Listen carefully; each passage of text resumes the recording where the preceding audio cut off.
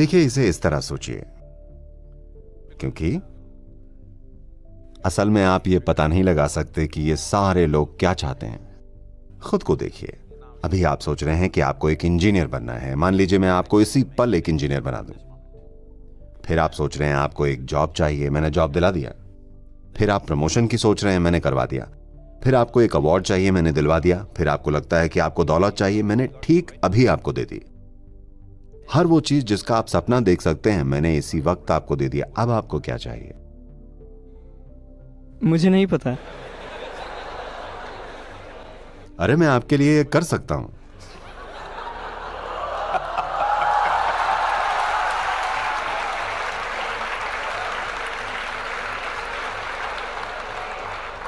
मान लीजिए मुझे एक जॉब चाहिए। मैं अभी एक जॉब के लिए कोशिश कर रहा हूँ।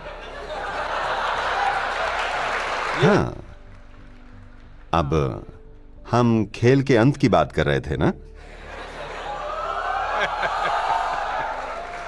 आपको जो भी चाहिए था आपको इसी वक्त मिल गया। वो चीजें जिनकी आप कल्पना कर सकते हैं, चीजें जिनकी आप कल्पना तक नहीं कर सकते, सब कुछ आपको अभी मिल गया। अब आपको क्या चाहिए? मुझे नहीं पता होगा, अब क्या करूं? इस पर थोड़ा गौर कीजिए। देखिए, जब आप ये कहते हैं तो इसका मतलब है कि आप अपने जीवन में बस संघर्ष चाहते हैं। एक जॉब पाने के लिए 3 साल लगेंगे, फिर आप फील करेंगे वाह मुझे जॉब मिल गया। उन सभी लोगों को देखिए जिनके पास अच्छे जॉब्स हैं, उन्हें सड़क पर चलते हुए देखिए। क्या उन सब से आनंद और परमानंद टपक रहा है? हेलो, दुखी लोग हैं, उन्हें काम पर जाने में ब्लड प्रेशर हो रहा है, उन्हें हर तरह की बीमारी हो रही है, वो पागल हुए जा रहे हैं। हाँ, तो आपको क्या चाहिए? यहां कोई लड़की है क्या?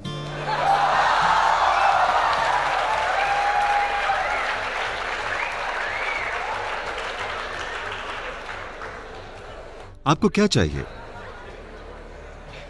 मैं नहीं जानता अब। ये अच्छा है, मैं नहीं जानता, मुझे पसंद है, क्योंकि वाकई आप नहीं जानते। हर कोई अपने आप को जीवन के हर कदम पर बेवकूफ बना रहा है, ये सोचकर मुझे ये चाहिए कि मुझे इंजीनियर बनना है, इंजीनियर बनना है मुझे। ये आपको 5-7 साल के लिए बिजी रखेगा। फिर मुझे जॉब चाहिए, जॉब जॉब, ये आपको 1-2 साल और बिजी रखेगा। फिर मुझे ऐसा जॉब चाहिए, वैसा जॉब चाहिए, आपको ये और 8-10 साल के लिए व्यस्त रखेगा। मुझे इतना पैसा चाहिए, उतना धन चाहिए, और 25 सालों के लिए आपको बिजी रखेंगे। मुझे इस तरह की लड़की चाहिए, उस तरह की लड़की चाहिए, उस तरह का लड़का, ये आपको कुछ साल व्यस्त रखेगा। फिर बच्चे हो जाएंगे, मैं अपने बच्चे को ये बनाना चाहता हूं, ये। चलिए, हम आपके अंतिम संस्कार की तैयारी कर रहे हैं।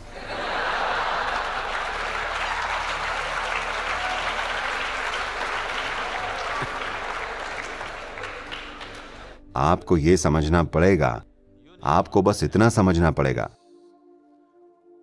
चाहे अभी आप अपने जीवन को हर तरह के संदर्भ दे रहे हैं, असल में आप जिसे अपना जीवन कहते हैं वो बस समय और ऊर्जा का एक खास कॉम्बिनेशन है।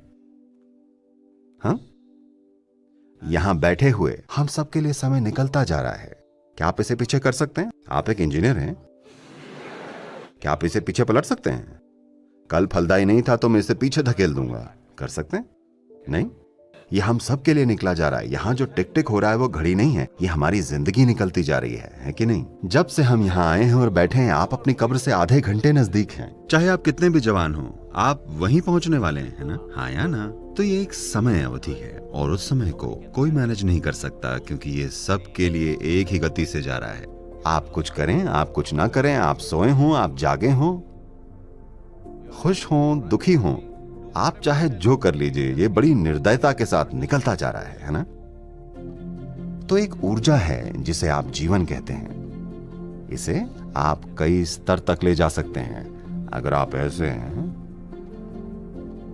मैं डॉक्टर अभिजीत सुना उन्हें, लोग मुझे भिखारियों का डॉक्टर बोलते हैं। ये लोग फुटपाथ पे रहते हैं, फुटपाथ। मैं क्लासरूम एक्सप्रेशन की बात कर रहा हूं।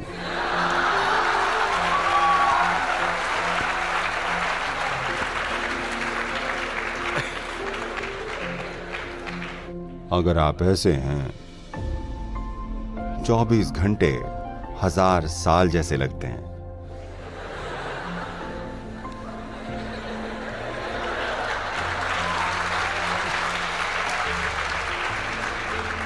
लेकिन आप देखेंगे किसी एक दिन आप बहुत खुश हैं, 24 घंटे पुफ एक पल जैसे निकल गए। हाँ या ना? तो समय एक बहुत ही सापेक्षिक और व्यक्तिगत अनुभव है। अगर आप आनंद में हैं और आप 100 साल जिए, ये कुछ पल जैसा महसूस होता है, ये बस चला गया। सिर्फ दुखी लोगों की लंबी जिंदगी होती है,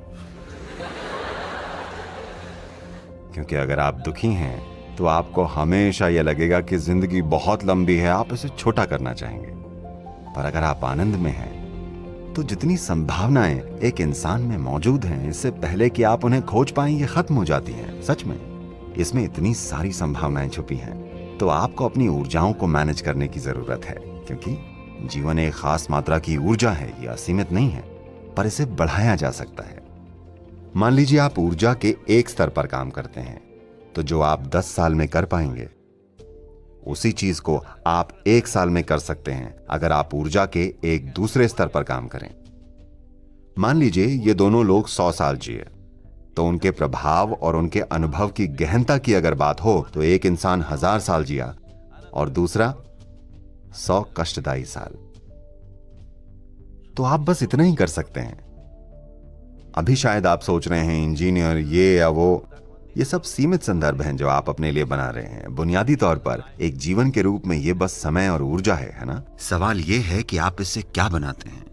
क्या आप इससे कुछ बनाना चाहते हैं? ये कोई विवशता नहीं है कि आपको इससे कुछ बनाना ही है।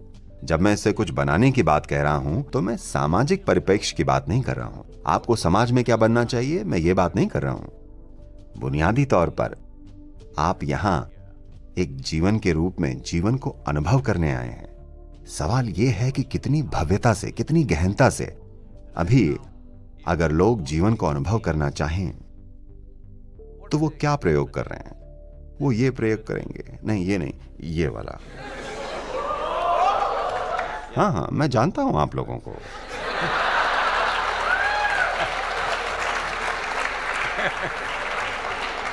या फिर वो ये प्रयोग करेंगे या कुछ और करेंगे। वो प्रयोग ये कर रहे हैं कि अपनी क्षमताओं को नीचे कैसे लाया जाए। पता है, अमेरिका के कुछ राज्यों ने गांजे को लीगल कर दिया है। तो जब मैं वहां के कुछ कॉलेज या विश्वविद्यालयों में गया तो मुझसे पूछते हैं, सदगुरु आप इस बारे में कुछ क्यों नहीं कहते? आपको हमारे लिए गांजे को लीगल करवा देना चाहिए। मैंने कहा नहीं, कोई प्रॉब्लम नहीं है, हम गांजे को लीगल करवा देंगे, कोकेन को भी लीगल करवा देंगे, मैथ को भी लीगल करवा देंगे। क्या प्रॉब्लम है? कोई प्रॉब्लम नहीं है। बस इतनी सी बात है कि आप इसे क्यों लीगल करवाना चाहते हैं, ताकि आप फूंक कर कॉलेज आ सकें, है ना? चलिए ये ठीक है। पर मान लीजिए आपको एक हवाई जहाज में यात्रा करनी है और पायलट पूरा फूंक कर आता है, आप उसके साथ उड़ना चाहेंगे?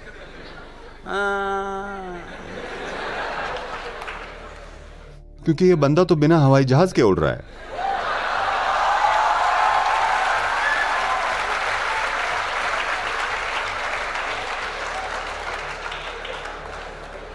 ओके, आपको बात समझ में नहीं आ रही है।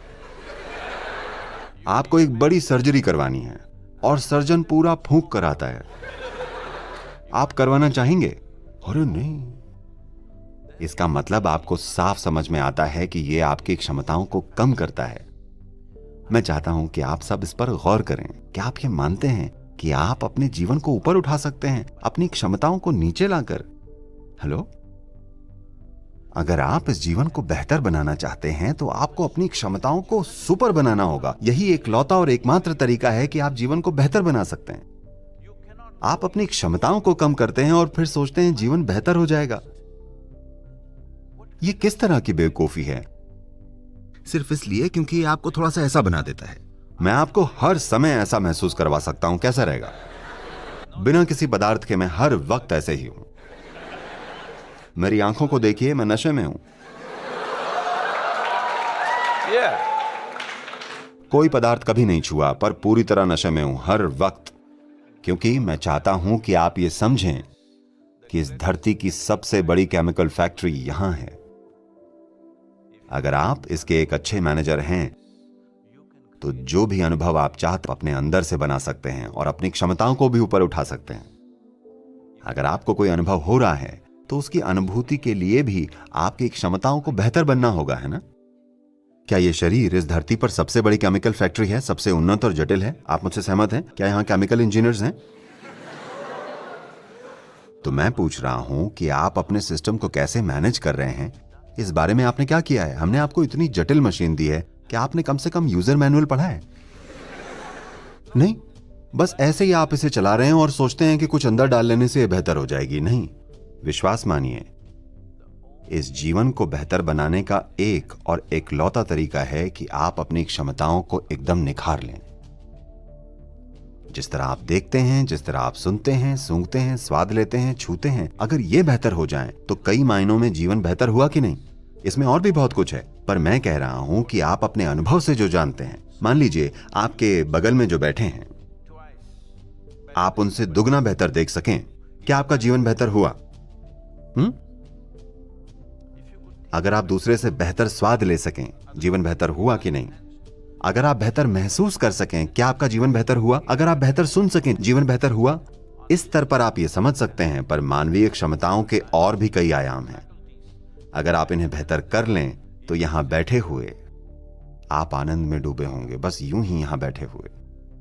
आप किसी बकवास चीज को छूना भी नहीं चाहेंगे, क्योंकि बस यहां बैठना आपके जीवन का सबसे बड़ा अनुभव होगा। तो अब खेल का अंत क्या होगा? अगर आपके पास सब कुछ होता तब आप क्या चाहते? अगर आपके पास वो सब कुछ होता जिसकी आप कल्पना कर सकते हैं, सब कुछ ठीक यहां हो, अब आप क्या चाहेंगे? आपको इस पर विचार करना चाहिए, है ना? मैं आपको उत्तर नहीं दूंगा। अगर आप इतने विचार का भी अपने जीवन में निवेश नहीं करना चाहते तो इसका मतलब है कि आप बहुत नजदीक का ही देख पाते हैं। हेलो, ये गौतम बुद्ध के साथ हुआ। आपने गौतम के बारे में सुना है? गौतम बुद्ध, क्योंकि उनके पिता ने कोई ज्योतिषी अनुमान सुना था कि वो या तो एक महान शासक बनेंगे या एक महान संत, और उनके पिता उन्हें एक महान शासक देखना चाहते थे। तो उन्होंने इस लड़के को सुरक्षित रखा और एक अलग महल में रखा जहां ऐशो आराम है, सब कुछ जो आप सोच सकते हैं वहां मौजूद है। एक बहुत सुंदर युवा लड़की से उनकी शादी करवा दी, सब कुछ है। किसी हालत में उसे किसी तरह की पीड़ा नहीं दिखनी चाहिए। पर एक दिन वो बस बाहर निकल गए। उन्होंने एक बूढ़ा आदमी देखा और पूछा, ये आदमी ऐसा क्यों है? होते हैं ना उनके सारथी या गाड़ी चलाने वाले ने कहा, अरे एक समय बाद हर कोई ऐसा हो जाता है। उन्होंने कहा, क्या मैं एक नौजवान राजकुमार हूं, क्या मैं ऐसा हो जाऊंगा? हाँ, ऐसे सभी हो जाते हैं। उन्हें झटका लगा। फिर उन्होंने एक आदमी देखा जो किसी बीमारी से पीड़ित था। ये आदमी इस तरह क्यों है? उन्होंने कहा, ये कई सारे लोगों के साथ होता है, किसी के साथ भी हो सकता है, कुछ कह नहीं सकते। कोई भी बीमार पड़ सकता है। ज्यादातर लोग सोचते हैं ये दूसरों के साथ होता है, नहीं, ये हमारे साथ भी हो सकता है। हेलो। और फिर उन्होंने एक अंतिम संस्कार देख लिया, एक मृत शरीर। वो क्या है? उन्होंने कहा, ये तो होना ही है, हर कोई मरेगा। आपको भी पता है ना, आप भी मरेंगे। नहीं, क्योंकि ज्यादातर लोग सोचते हैं कि दूसरे मरते हैं। नहीं, बुद्धि के स्तर पर वो जानते हैं, पर वो सोचते हैं कि वो यहाँ हमेशा के लिए है। नहीं, आपको हमेशा सचेत रहना चाहिए कि आप मरेंगे मतलब आपके पास एक सीमित मात्रा में समय और ऊर्जा है। अगर आप इस बारे में हमेशा जागरूक हैं तो आप अपने समय और अपनी ऊर्जा को कैसे व्यवस्थित करेंगे, आप डिसाइड कीजिए। अगर आपको लगता है कि आप सुपर ह्यूमन हैं, आप मरने वाले नहीं हैं, दूसरे ही मरते हैं, ऑल द बेस्ट। ये दिन आएगा, आप इसे अपनी मृत्युशैया पर समझकर फिर मर सकते हैं। देखिए,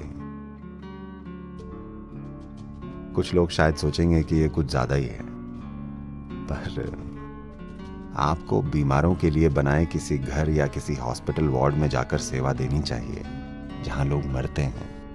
आपको ये देखना चाहिए। ये बहुत जरूरी है, बहुत बहुत जरूरी है।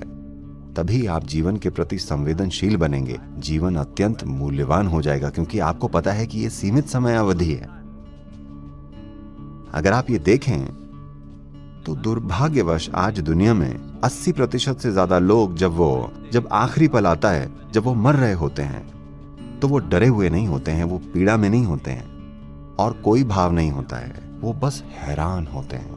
हैरानी की एक झलक उनमें दिखती है, क्योंकि सारी जिंदगी उन्होंने बस अपने विचारों और भावनाओं को जिया है, जीवन कभी जिया ही नहीं है। ये जरूरी है, आपको ये समझना ही चाहिए कि एक मनोवैज्ञानिक सच्चाई है जो आपके सिर में है और एक अस्तित्व की सच्चाई है जो जीवन है। ज्यादातर लोग अपनी मनोवैज्ञानिक चीजों को अस्तित्व की सच्चाई समझने की भूल कर रहे हैं। आपके विचार और भावनाएं ब्रह्मांड से ज्यादा महत्वपूर्ण हो गए हैं, है ना? हेलो? हाँ? आप जो भी सोचते हैं, जो भी बकवास आप सोचते हैं या फील करते हैं, क्या वो इस ब्रह्मांड से भी ज्यादा महत्वपूर्ण नहीं हो गया है? इसका मतलब हुआ कि आप अपनी बनाई चीजों को इस सृष्टि से ज्यादा महत्वपूर्ण बना रहे हैं। इसका मतलब है कि आपको पीड़ित होना ही चाहिए। अगर आप पीड़ित नहीं होते तो मुझे निराशा होगी। हाँ, मुझे होगी, क्योंकि अगर आपकी अज्ञानता आपको पीड़ा नहीं पहुंचाती, फिर क्या, तब मेरा यूज क्या रह गया? क्योंकि इस जाल से बाहर निकलने में बहुत कुछ लगता है। फिर किसी की इस अज्ञानता के जाल से बाहर निकलने की चेष्टा का क्या मतलब हुआ? अगर लोग उस जाल में ही आनंदित रहने लगे तो उसका क्या अर्थ हुआ? फिर ज्ञान का क्या मतलब हुआ? जानने का क्या मतलब हुआ? आत्मज्ञान का क्या अर्थ हुआ? आत्म अनुभूति का क्या अर्थ हुआ? अगर लोग अपनी अज्ञानता में ही परमानंद में रहने लगे, क्या मतलब हुआ? जब आप अनभिज्ञ हैं तो आपको पीड़ित होना ही चाहिए।